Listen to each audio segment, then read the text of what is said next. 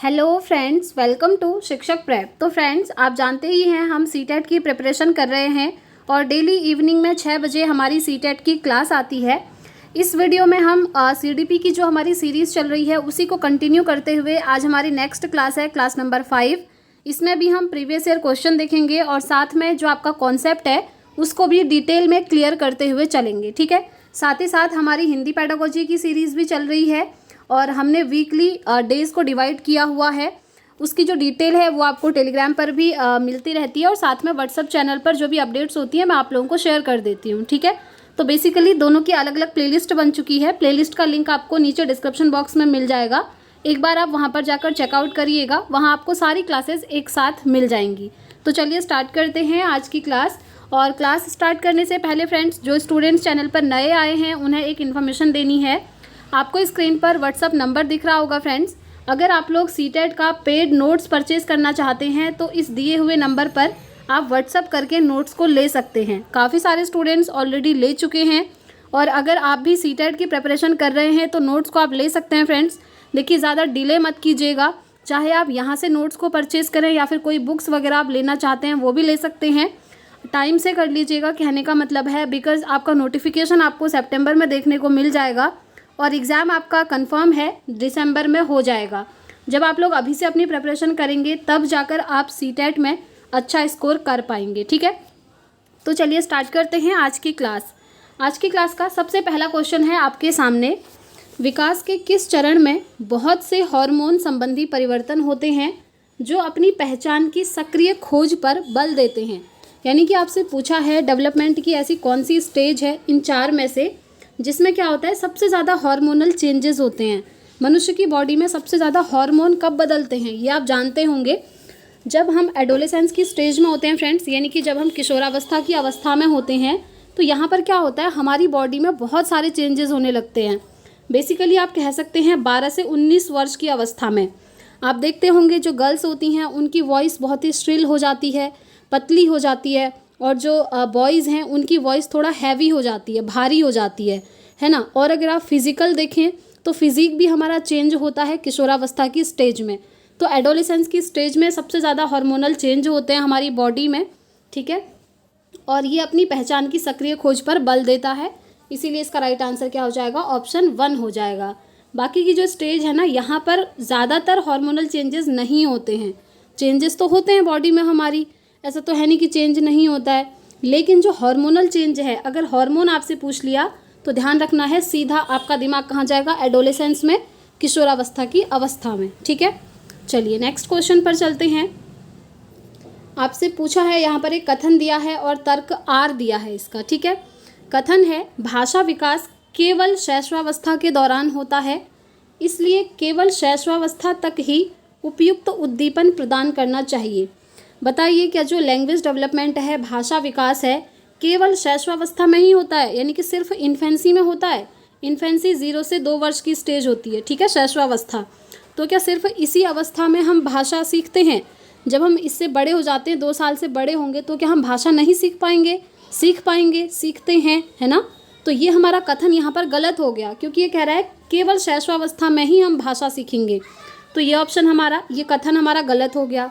इसका तर्क दिया है कि शुरुआती वर्षों के दौरान अनुभव किए गए नकारात्मक वातावरण का दीर्घकालिक प्रभाव नहीं होता, ये भी हमारा यहाँ पर बिल्कुल गलत है। देखिए, आप लोगों के साथ भी बचपन में अगर कोई इंसिडेंट हुआ होगा तो आपको अभी भी याद होगा, और हमें मोस्टली ऐसे ही इंसिडेंट याद रहते हैं जिनसे या तो हमें बहुत ज़्यादा खुशी मिलती है या फिर जिनसे हमें दुख मिलता है। 2 ऐसी चीज़ें होती हैं, एक्सट्रीम कंडीशन, जो हमें बाद तक भी याद रहती हैं। जैसे अभी आप बड़े हो चुके हैं, आपको अपने बचपन की कुछ घटनाएं याद होंगी, ज़रूर कुछ ना कुछ घटना तो ज़रूर याद होगी। तो ये कह रहा है कि उसका दीर्घकालिक प्रभाव नहीं पड़ता है, पड़ता है प्रभाव, हमारे दिमाग में वो चीज़ हमेशा के लिए फिट हो जाती है ना। और ये क्या कह रहा है, नकारात्मक वातावरण का प्रभाव नहीं पड़ता, पड़ता है, हमें नेगेटिव चीज़ें भी तो याद रहती हैं बचपन की, है ना। तो इसीलिए हम कहेंगे ये तर्क भी यहाँ पर गलत हो गया। तो इसका राइट आंसर क्या होगा, ऑप्शन के अकॉर्डिंग देखिए, पहला कह रहा है ए और आर दोनों सही हैं, यानी कि कथन भी सही है, कह रहा है तर्क भी सही है, तो ये सही नहीं होगा। नेक्स्ट कह रहा है ए और आर दोनों सही हैं, नहीं। उसके बाद कह रहा है ए सही है लेकिन आर गलत है, मतलब कथन सही है कह रहा है और तर्क इसका गलत है, ऐसा नहीं है, क्योंकि तर्क भी गलत है और इसका कथन भी गलत है। तो इसका राइट आंसर ऑप्शन 4 हो जाएगा। ए और आर दोनों यहाँ पर गलत हैं। आगे बढ़ते हैं नेक्स्ट क्वेश्चन की तरफ। नेक्स्ट क्वेश्चन है फ्रेंड्स, विकास के विषय में कौन सा वक्तव्य सही है, यानी कि डेवलपमेंट के बारे में कौन सी चीज़ यहाँ पर सही है, ये आपसे पूछा हुआ है, ठीक है। और फिर यहाँ पर आपको कुछ कूट दिए हुए हैं, आपको बताना है इसमें से कौन कौन से सेंटेंस सही हैं डेवलपमेंट के बारे में। पहला कह रहा है विकास की गति में व्यक्तिगत विभिन्नताएं होती हैं, यानी कि जो हमारा डेवलपमेंट होता है वहाँ पर इंडिविजुअल डिफरेंसेस होते हैं। हाँ होते हैं, आप जानते ही हैं, है ना। हर व्यक्ति आप जानते ही हैं, वैसे भी दुनिया में प्रत्येक व्यक्ति अलग अलग होता है, चाहे वो दिखने में अलग हो या उसकी हाइट अलग होगी, हर व्यक्ति की कलर के बेसिस पर अलग होते हैं, हेयर के कलर के बेसिस पर अलग होते हैं, बहुत सारी चीज़ें होती हैं। एबिलिटी हर किसी की अलग अलग होती है। एक व्यक्ति होता है जिसका नॉलेज बहुत ज़्यादा है लेकिन वो एग्ज़ाम में परफॉर्म नहीं कर पाता, वहीं एक व्यक्ति ऐसा होता है जो एग्ज़ाम में बहुत अच्छा परफॉर्म कर लेता है जबकि नॉलेज उसको ठीक ठाक है, ऐसा भी देखने को मिलता है। तो जो इंडिविजुअल डिफरेंसेस होती हैं वो सभी में होता है, दुनिया में प्रत्येक व्यक्ति में, ठीक है। अब ये कह रहा है विकास की गति में, हाँ विकास की गति में भी ये चीज़ होती है। आपने देखा होगा एक छोटा बच्चा है जो जल्दी चलना सीख लेता है, वहीं एक दूसरा बच्चा होगा जो जल्दी नहीं सीख पाता चलना, वो चलने में बहुत ज़्यादा टाइम लेता है। ये चीज़ आपने देखी होंगी। कुछ बच्चे जल्दी बोलना स्टार्ट कर देते हैं, कुछ बच्चे ऐसे होते हैं जो थोड़ा बड़े हो जाते हैं उसके बाद भी वो क्लियर नहीं बोल पाते। तो ये क्या है, ये जो विकास की गति है ये हर किसी में अलग अलग होती है, ठीक है। नेक्स्ट है संज्ञानात्मक विकास पूर्णतः आनुवंशिकता द्वारा निर्धारित होता है। तो ये तो हमारा सही हो गया, ठीक है, ये ए ऑप्शन सही है। बी कह रहा है संज्ञानात्मक विकास पूर्णतः आनुवंशिकता पर निर्धारित होता है, यानी कि 100% जो डेवलपमेंट है वो हमारी आनुवंशिकता यानी कि हेरिडिटी पर डिपेंड करेगा कह रहा है। तो देखिए जो हमारा डेवलपमेंट होता है ये आप इक्वेशन याद रखेंगे, development equal to heredity into environment. और ये जो कथन है ये दिया था वुडवर्थ ने, आप नाम भी नोट कर लीजिए, ये किसने दिया था, वुडवर्थ ने, ठीक है। नोट्स में सारी चीज़ें मेंशन होंगी फ्रेंड्स, आप लोग देख सकते हैं। तो जो हमारा विकास होता है उसमें आनुवंशिकता का प्रभाव तो पड़ता ही है, साथ में एनवायरनमेंट का भी प्रभाव पड़ता है। तो यहाँ पर डेवलपमेंट जो है वो आनुवंशिकता और वातावरण का गुणनफल होता है, इसीलिए मल्टीप्लाई का साइन है। देखिए सीटेट में एक बार ऐसे भी क्वेश्चन बना है कि विकास निम्नलिखित में से क्या है।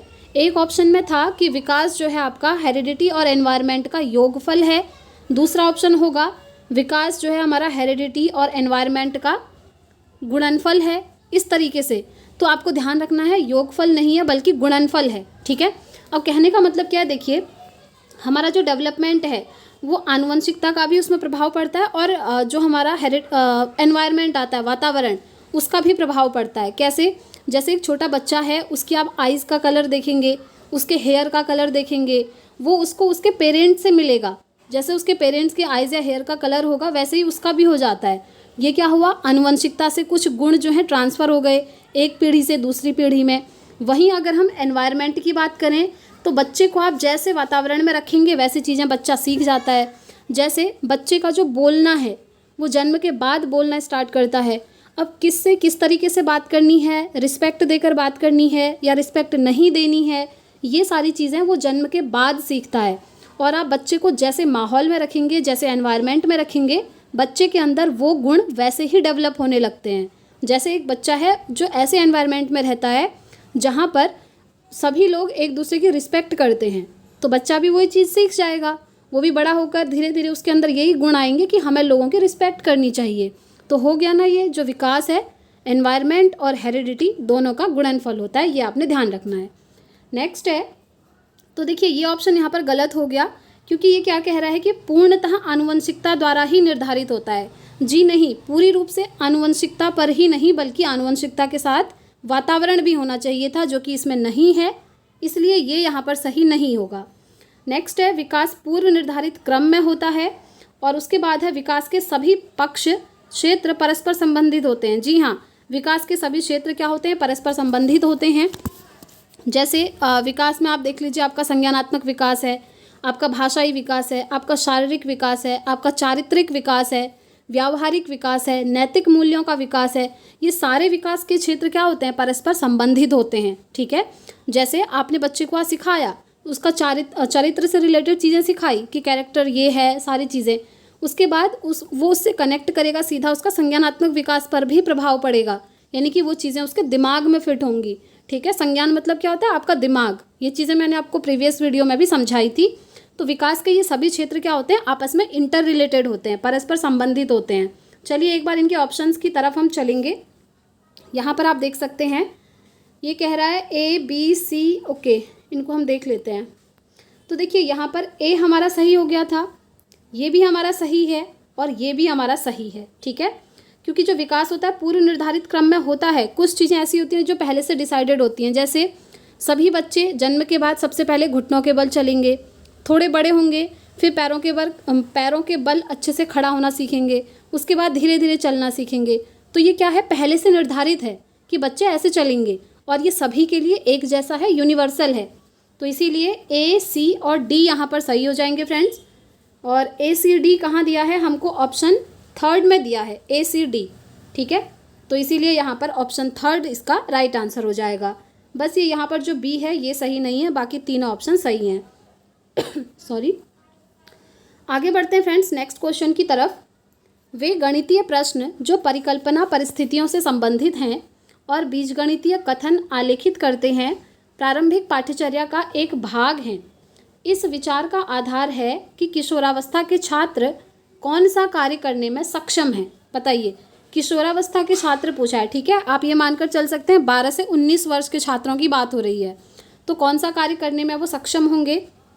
पहला है अमूर्त चिंतन, दूसरा है मूर्त पदार्थों के साथ निश्चित संक्रियाएं, तीसरा है श्रेणीबद्ध कार्य और चौथा है वर्गीकृत कार्य। तो देखिए यहाँ पर क्या कह रहा है ना, गणितीय प्रश्न जो परिकल्पना परिस्थितियों से संबंधित हैं। परिकल्पनाएं जो हाइपोथेसिस होती हैं, हम हाइपोथेसिस लगाते हैं ना, हमें जैसे किसी चीज़ का कोई क्लू मिलता है, कोई प्रूफ मिलता है हमको, तो हम क्या करते हैं, उससे हाइपोथेसिस बना लेते हैं, परिकल्पना बना लेते हैं कि ये चीज़ शायद इस वजह से हो रही होगी, ये चीज़ें। और ये जो परिकल्पनाएं होती हैं ना, हाइपोथेसिस होती है, ये बच्चे के अंदर आ जाती है 12 से 19 वर्ष में, किशोरावस्था की स्टेज में। ठीक है, तो यहाँ पर यह अमूर्त चिंतन हो जाएगा फ्रेंड्स, क्योंकि अमूर्त चिंतन मतलब होता है, देखिए चिंतन दो प्रकार का है, एक मूर्त चिंतन और एक अमूर्त चिंतन। मूर्त चिंतन मतलब होता है जब कोई चीज़ हमारे सामने में है, जिसे हम देख सकते हैं, टच कर सकते हैं, फील कर सकते हैं, उसके बारे में जब हम कुछ चीज़ सोच रहे हैं तो वो होता है मूर्त रूप से चिंतन करना।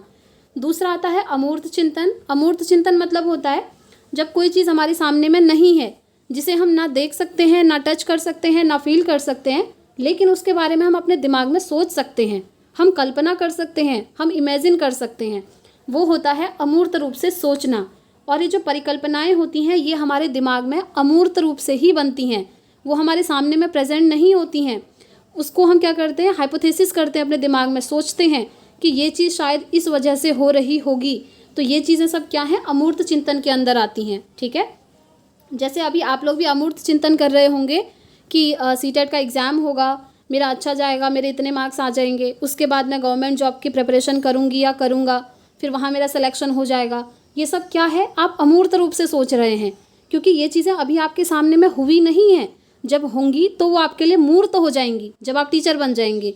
लेकिन अभी आप सिर्फ प्रिपरेशन कर रहे हैं, तो अभी आपके लिए ये चीज़ें क्या हैं, अमूर्त हैं। ठीक है, आई होप आप लोग समझ पा रहे होंगे फ्रेंड्स। तो इसका राइट आंसर ऑप्शन 1 हो जाएगा। आगे बढ़ते हैं नेक्स्ट क्वेश्चन की तरफ।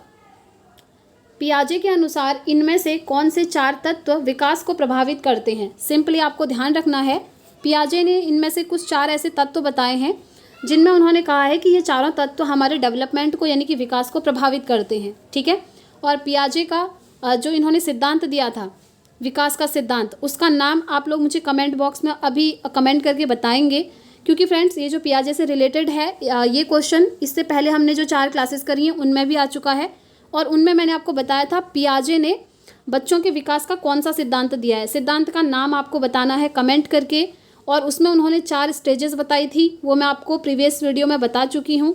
विकास की 4 अवस्थाएं उन्होंने बताई थी, और उनको याद करने की ट्रिक भी मैंने आपको बताई थी, SPCF याद होगा आप लोगों को। तो आप लोग मुझे बताएंगे कि जो विकास का सिद्धांत उन्होंने दिया था उसका नाम क्या था। ठीक है, आप लोग ये मत सोचिएगा कि बहुत ही सिंपल क्वेश्चन है, ये एग्जाम में थोड़ी आएगा, ये क्वेश्चन ऑलरेडी आ चुका है फ्रेंड्स, और मैं हमेशा प्रिपरेशन करवाती हूँ तो वो क्वेश्चन हमारे दिमाग में फिर फिट हो जाते हैं। ये क्वेश्चन आपका बना हुआ है, ठीक है। चलिए फिलहाल इस क्वेश्चन को डिटेल में समझ लेते हैं। पियाजे के अनुसार इनमें से कौन से 4 तत्व विकास को प्रभावित करते हैं? पहला है परिपक्वता, क्रियाशीलता, सामाजिक अनुभव और संतुलनता। दूसरा ऑप्शन है भाषा। देखिए भाषा पहले ही आ गया, भाषा, संस्कृति, समाज, इन सभी की बात कौन करते हैं? वाइगोत्स्की करते हैं, ना कि पियाजे करते हैं। तो ये ऑप्शन यहाँ से एलिमिनेट हो गया। नेक्स्ट है सकारात्मक और नकारात्मक पुनर्बलन। जी नहीं, पुनर्बलन की बात पियाजे करते ही नहीं है, इसकी बात कौन करते हैं? स्किनर करते हैं, ठीक है। नेक्स्ट है अन्वेषण, ध्यान, अवरोधन, स्मृति। नहीं, इन सब की बात पियाजे नहीं करते हैं। तो पियाजे सिर्फ इन 4 चीज़ों की बात करते हैं। परिपक्वता यानी कि जो हमारा मैचुरेशन है, परिपक्वता की जगह आपका आनुवंशिकता लिखकर भी आ सकता है, ये नोट कर लीजिएगा फ्रेंड्स, ठीक है। इसीलिए मैं आपको बोलती हूँ ये जो सीरीज़ है ये सिर्फ क्वेश्चन की सीरीज़ नहीं है, बल्कि यहाँ से आपका थ्योरी भी कवर हो रहा है। तो परिपक्वता की जगह आनुवंशिकता भी आ सकता है, जिसे हम हेरिडिटी कहते हैं, या इसको हिंदी में वंशागति भी कह देते हैं, ये भी लिखा जा सकता है, एक ही चीज़ है, ठीक है। तो परिपक्वता सही बात है। क्रियाशीलता की भी ये बात करते हैं, ये कहते हैं बच्चे क्या हैं? क्रियाशील हैं, सक्रिय रूप से अब वो जो है ज्ञान को ग्रहण करते हैं, बच्चे एक्टिव लर्नर हैं, सक्रिय अधिगमकर्ता हैं, ऐसा कहते हैं पियाजे। नेक्स्ट है सामाजिक अनुभव। वो बच्चों के सामाजिक अनुभव को कम महत्व देते हैं, लेकिन महत्व देते ज़रूर हैं, ये ध्यान रखना है। ऐसा नहीं है कि महत्व नहीं देते हैं लेकिन कम देते हैं। नेक्स्ट है संतुलनता, ठीक है, जिसे हम इक्विलिब्रियम भी कहते हैं, इसकी बात भी जीन पियाजे करते हैं। तो ये चारों यहाँ पर सही हैं, इसलिए फर्स्ट ऑप्शन इसका राइट हो जाएगा। आगे बढ़ते हैं। नेक्स्ट क्वेश्चन है लेव वाइगोत्स्की से पूछा है, लेव वाइगोत्स्की और जीन पियाजे के सिद्धांतों में मुख्य भेद क्या है? यानी कि मुख्य रूप से अंतर क्या है इन दोनों के सिद्धांत में? क्योंकि इन्होंने भी सिद्धांत दिया है बाल विकास का और इन्होंने भी दिया है बच्चे के विकास का सिद्धांत। तो इनके सिद्धांत में मुख्य अंतर किस चीज़ का है, ये आपसे पूछा हुआ है। पहला है बच्चों की अर्थ रचना की प्रक्रिया में भूमिका वस्तुनिष्ठ रचनात्मक। नेक्स्ट है बच्चों को सक्रिय कार्यकर्ता के रूप में देखना। तीसरा है भाषा और सोच के बीच में संबंध और सीखने की प्रक्रिया की समझ। तो देखिए इसका राइट आंसर ऑप्शन थर्ड है। थर्ड कैसे है? ये जो अदर ऑप्शन है ये तो ठीक है, ये तो दोनों बात करते हैं, लेकिन ये जो है इसमें दोनों में डिफरेंस है। यहाँ पर भाषा और सोच के बारे में पियाजे अलग चीज़ कहते हैं और वाइगोत्स्की अलग ही चीज़ कहते हैं। अब क्या कहते हैं मैं आपको डिटेल में बता देती हूँ। जीन पियाजे का कहना है कि सबसे पहले बच्चों की सोच विकसित होती है, ठीक है, उसके बाद बच्चों में भाषा का विकास होता है। यानी कि ये कहते हैं सबसे पहले बच्चों में थॉट जो है डेवलप होते हैं और उसके बाद बच्चा लैंग्वेज को सीखता है। ये कौन कहते हैं? पियाजे कहते हैं। और जस्ट इसका रिवर्स यानी कि इसका उल्टा कहते हैं वाइगोत्स्की। वाइगोत्स्की क्या कहते हैं? वाइगोत्स्की कहते हैं कि सबसे पहले बच्चे भाषा को सीखते हैं, लैंग्वेज को सीखते हैं और उसके बाद वो जो है सोच पाते हैं। यानी कि पहले बच्चों में भाषा का विकास होता है, उसके बाद बच्चों में थॉट्स डेवलप होते हैं, बच्चों के दिमाग में सोच जो है बाद में उत्पन्न होती है। तो ध्यान रखना है दोनों में ये डिफरेंस है, इसीलिए इसका राइट आंसर क्या हो जाएगा? ऑप्शन थर्ड हो जाएगा। आगे बढ़ते हैं नेक्स्ट क्वेश्चन की तरफ। लेव वाइगोत्स्की का विश्वास था कि पहला ऑप्शन है शिक्षा का मुख्य उद्देश्य विद्यार्थियों की स्मृति में तथ्यों को समाहित करना, विद्यार्थियों को तथ्य याद कराना। जी नहीं, ये सही नहीं होगा, क्योंकि लेव वाइगोत्स्की ये नहीं कहते हैं कि बच्चों को हम याद कराएंगे तथ्यों को, नहीं। नेक्स्ट है ये ऑप्शन बाहर हो गया। बच्चे मुख्यतः अकेले काम करके और संज्ञानात्मक अवधारणाओं की खोज करके सीखते हैं। तीसरा है अधिगम संरचनात्मक और साथ ही साथ सहयोगात्मक प्रक्रिया है। और चौथा है अधिगम मुख्यतः तब होता है जब बच्चे किसी प्रतिक्रिया से कोई उद्दीपक जोड़ते हैं। तो देखिए यहाँ पर वाइगोत्स्की की अगर हम बात करें तो प्रीवियस वीडियो में भी हम इसके बारे में थोड़ा पढ़ चुके हैं। ये बात करते हैं कोऑपरेटिव लर्निंग की, यानी कि सहयोगात्मक अधिगम की। और यही चीज़ यहाँ लिखी है, देखिए अधिगम संरचनात्मक और साथ ही साथ सहयोगात्मक प्रक्रिया है। यानी कि जो अधिगम की प्रक्रिया है उसमें बच्चे एक दूसरे की हेल्प से सीखते हैं। मैंने आपको एग्जाम्पल भी दिया था, जैसे किसी बच्चे का सपोज करिए इंग्लिश सब्जेक्ट बहुत अच्छा है और वहीं दूसरे बच्चे का साइंस सब्जेक्ट बहुत अच्छा है, तो ये बच्चा इसको इंग्लिश पढ़ाएगा और ये बच्चा इसको साइंस पढ़ा देगा। तो इस तरीके से क्या हुआ, ये सहयोगात्मक अधिगम कहलाता है, ठीक है। जब बच्चे अपनी क्लासरूम में एक दूसरे की हेल्प करके पढ़ते हैं। इसको हम कोऑपरेटिव लर्निंग भी कहते हैं और इसको हम हिंदी में सहयोगात्मक अधिगम कहते हैं, ध्यान रखना है। तो जो अधिगम की प्रक्रिया है वो संरचनात्मक है और साथ ही साथ सहयोगात्मक है, ऐसा कौन कहते हैं? लेव वाइगोत्स्की कहते हैं। ठीक है, तो थर्ड ऑप्शन इसका राइट हो जाएगा। बाकी यहाँ पर संज्ञानात्मक अवधारणाओं की खोज करके सीखते हैं, अकेले काम करके, ऐसा ये नहीं कहते हैं, ना ही ये कहते हैं उद्दीपक से रिलेटेड कोई चीज़ें, तो इसीलिए third option will be the right answer. आगे बढ़ते हैं नेक्स्ट क्वेश्चन की तरफ। लॉरेंस कोहलबर्ग के विषय में कौन सा विकल्प सही है? कोहलबर्ग ने फ्रेंड्स नैतिक विकास का सिद्धांत दिया था। ठीक है, ये ध्यान रखना है आपने। तो इनसे रिलेटेड कौन सा विकल्प सही है? पहला है वे पियाजे के सिद्धांत को उद्धृत नहीं करते, ये गलत है क्योंकि वो पियाजे के सिद्धांत से प्रभावित थे। ये कह रहा है कि उद्धृत नहीं करते हैं लेकिन वो करते हैं। ठीक है, तो ये ऑप्शन बाहर हो गया। नेक्स्ट है वे नैतिक विकास के 6 स्तरों को 2 चरणों में समेट देते हैं। नेक्स्ट है उन्होंने बच्चों को हिंज की दुविधा की काल्पनिक स्थिति देकर शोध किया है। तो देखिए ये ऑप्शन एलिमिनेट। नेक्स्ट है नैतिक विकास के 6 स्तरों को 2 चरणों में समेट देते हैं, नहीं, बल्कि उन्होंने 3 लेवल बताए हैं नैतिक विकास के और उसकी 6 स्टेजेस बताई हैं और ये कह रहा है 2 ही स्टेजेस में समेट देते हैं, तो ये भी सही नहीं है। नेक्स्ट है उन्होंने बच्चों को हिंज की दुविधा, ये बिल्कुल सही बात है क्योंकि लॉरेंस कोहलबर्ग ने जो एक्सपेरिमेंट किया था उसमें उन्होंने हिंज की दुविधा की काल्पनिक स्थिति दे करके शोध किया था, यानी कि जो एक्सपेरिमेंट था वो इसी पर बेस्ड था, हिंज की दुविधा, जिसमें एक स्टोरी बेसिकली है।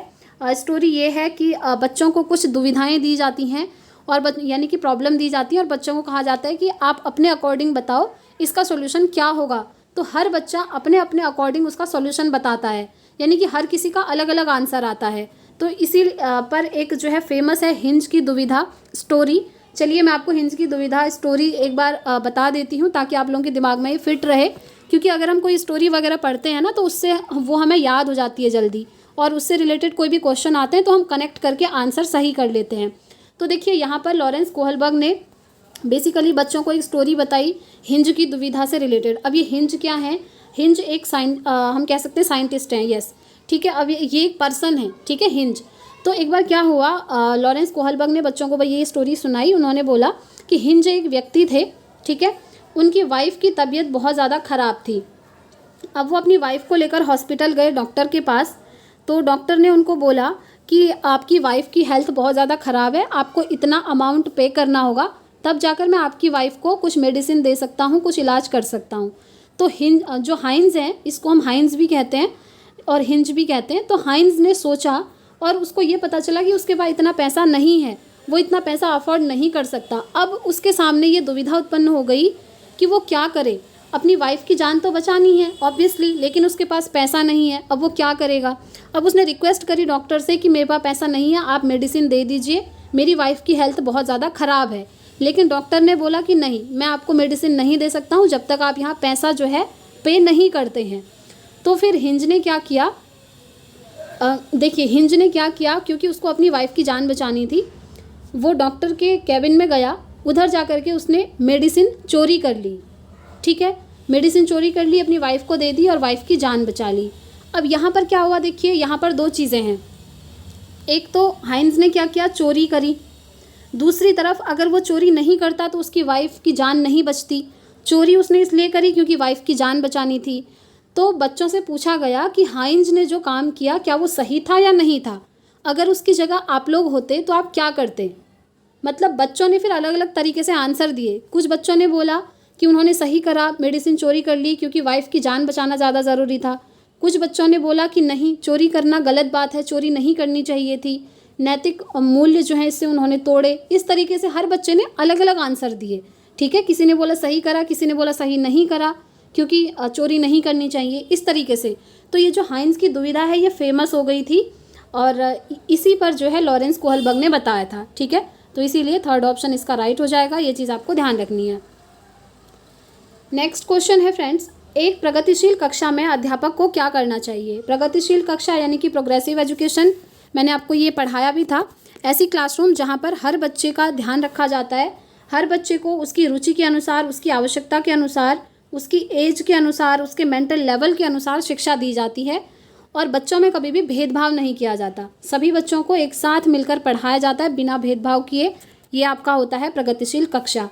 अब अध्यापक को इसमें क्या करना चाहिए ये आपसे पूछा है और यहाँ पर आपको कूट भी दिए हुए हैं, ठीक है। पहला है उपदेशक होना चाहिए और सदा कक्षा को नियंत्रण में रखना चाहिए। नहीं, नियंत्रण वर्ड फ्रेंड्स नेगेटिव वर्ड होता है, यानी कि आप बच्चों को कंट्रोल कर रहे हैं। आप डरा धमका करके मार करके भी कंट्रोल कर सकते हैं। तो नियंत्रण करना is the negative tag word आप कह सकते हैं। अब ये टैग वर्ड क्या है ये जब आपका एग्ज़ाम नज़दीक आएगा तब मैं आपको पढ़ाऊँगी, क्योंकि टैग वर्ड आप तभी समझेंगे जब आपकी थ्योरी कंप्लीट हो जाएगी।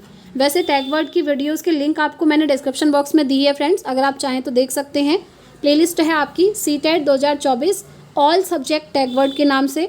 सारे सब्जेक्ट के अलग अलग टैग वर्ड की वीडियो मैंने बनाई है। सीडीपी की अलग है, हिंदी अलग है, साइंस मैथ एसएसटी सारे सब्जेक्ट का आप एक बार देखेंगे, क्योंकि काफ़ी सारे स्टूडेंट्स ने देखा है, बल्कि 1 लाख प्लस स्टूडेंट ने एक वीडियो को ऐसे भी देखा हुआ है, क्योंकि वो बहुत ज़्यादा हेल्प करती है आपको एग्ज़ाम के टाइम पे। अभी से अगर मैं आपको बताने लगूँ तो आपको समझ में नहीं आएगा, उससे पहले आपको ये थ्योरी समझनी होगी, ठीक है। तो टैग वर्ड्स को हम बाद में देखेंगे जब एग्ज़ाम नज़दीक आएगा।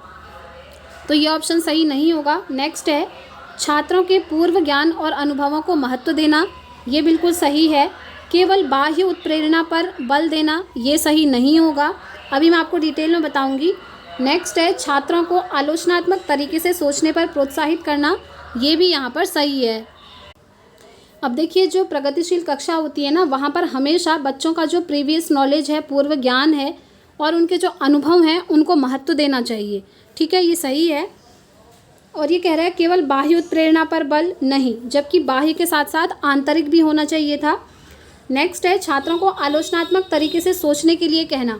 आलोचनात्मक तरीके से सोचना मतलब जैसे आपने बच्चों को कोई प्रॉब्लम दी और आपने बच्चों को बोला कि इसका सॉल्यूशन निकालिए, ये चीज़ हो रही है तो क्यों हो रही है, किस तरीके से हो रही है, बच्चा सारी चीज़ें सोचेगा, तो वो होता है आलोचनात्मक तरीके से सोचना। जब हम किसी चीज़ का प्लस पॉइंट भी देख पाते हैं और उसका नेगेटिव पॉइंट भी देख पाते हैं, ठीक है। तो इसका राइट आंसर हो जाएगा बी और डी सही है, जो कि इस ऑप्शन में आपको दिख रहा है, तो ये ऑप्शन यहाँ पर राइट हो जाएगा। आगे बढ़ते हैं नेक्स्ट क्वेश्चन। मूल्यांकन को क्या सूचित करना चाहिए, यानी कि मूल्यांकन क्यों करना चाहिए बच्चों का। वह कार्य को विद्यार्थी नहीं कर सकता, दूसरों की तुलना में विद्यार्थी का प्रदर्शन, विद्यार्थी क्या और कैसे सीख रहा है इसका विस्तृत ब्यौरा, या फिर उपयुक्त उपनाम जैसे मंद बुद्धि, कुशल बुद्धि इत्यादि से विद्यार्थी का उल्लेख। देखिए ये जो चीज़ है, आप 4th ऑप्शन देख रहे हैं, मैंने आपको प्रीवियस वीडियो में भी ये बताया था कि अगर आप बच्चों को सेपरेट कर रहे हैं ये कह करके कि आप जीनियस हैं, आप गिफ्टेड हैं, आप बिल्कुल डल चाइल्ड हैं, आपको कुछ नहीं आता है, तो ये कभी भी सही नहीं होगा, ऐसा नहीं करना चाहिए, ठीक है। इसका राइट आंसर क्या होगा, इसका राइट आंसर ऑप्शन 3rd होगा, क्योंकि जो हम मूल्यांकन करते हैं ना, इवैल्यूएशन करते हैं, वो इसलिए करते हैं ताकि हमें ये पता चल सके कि बच्चे ने कितना सीखा, बच्चे को जो टीचर सिखा रहे हैं वो समझ में आ रहा है या नहीं आ रहा है, बच्चा कैसे सीख रहा है। अगर कोई चीज़ बच्चे को नहीं आ रही है तो उसके पीछे का रीज़न ढूंढना और बच्चों को दोबारा से उस चीज़ को पढ़ाना ताकि वो सीख पाए, ये जो है पूरा ब्यौरा होता है, इसे हम कहते हैं मूल्यांकन, ठीक है। तो 3rd ऑप्शन इसका राइट हो जाएगा। नेक्स्ट है राष्ट्रीय शिक्षा नीति 2020 में प्रस्तावित समग्र 360 डिग्री बहुआयामी उन्नति पत्र को क्या दर्शाना चाहिए।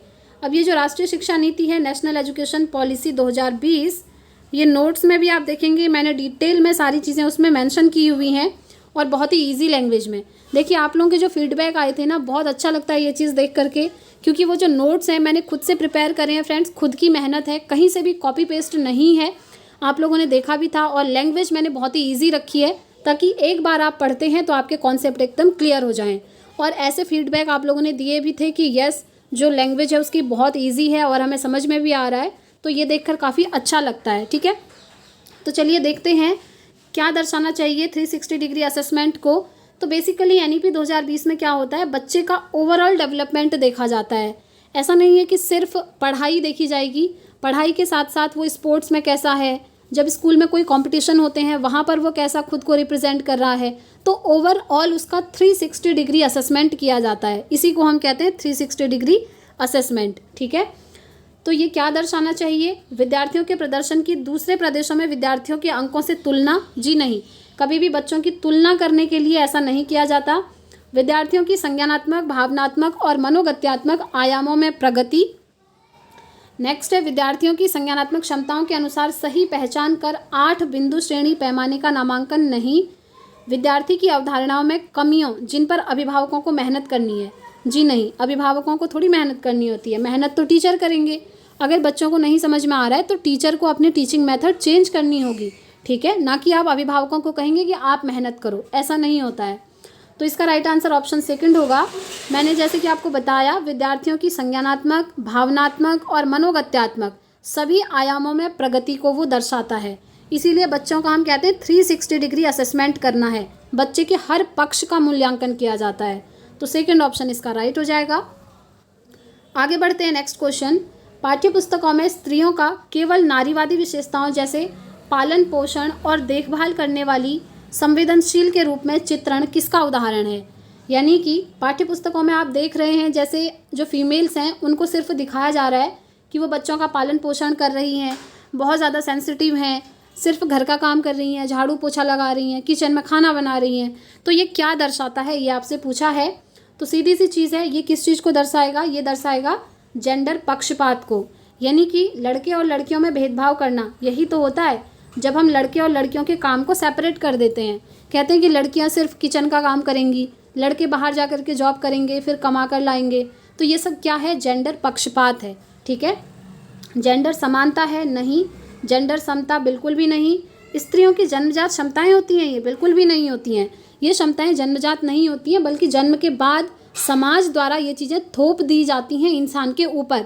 तुम लड़की हो तो तुम ये काम करोगी, तुम लड़के हो तुम ये चीज़ करोगे। तो ये सब क्या है, जेंडर पक्षपात है, ठीक है।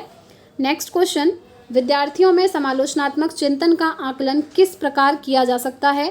पहला है उनके विवेचनात्मक कौशलों का विश्लेषण करके, उनकी प्रत्यास्मरण की योग्यता के परीक्षण द्वारा। देखिए प्रत्यास्मरण यहाँ पर गलत हो जाएगा।